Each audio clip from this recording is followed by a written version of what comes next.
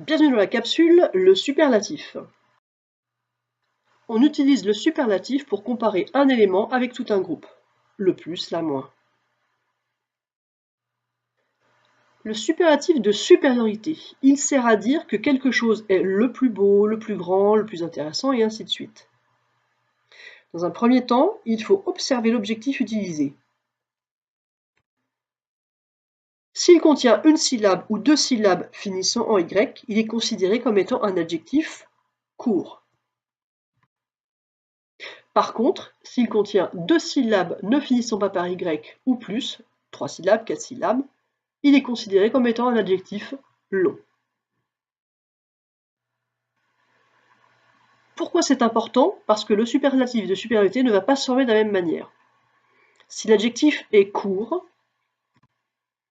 il va prendre EST à la fin, on lui rajoute the devant.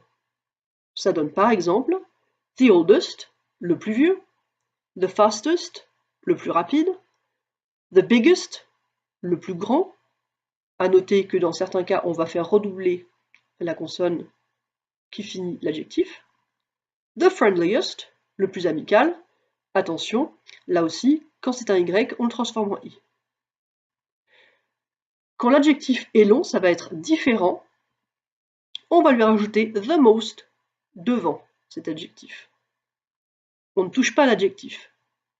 Ça va donner the most modern, le plus moderne, the most gifted, le plus talentueux, the most attractive, le plus attirant, the most expensive, le plus cher.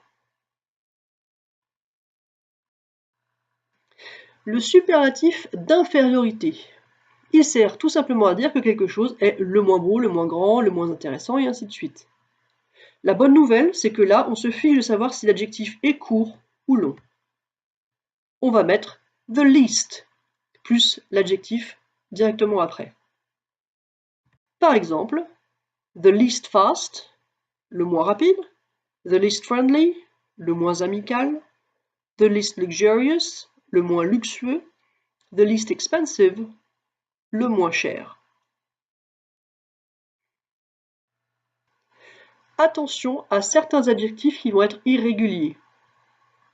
Good va se transformer en the best, bad va se transformer en the worst, le meilleur, le pire, et far, qui veut dire loin, va se transformer en the furthest, le plus éloigné.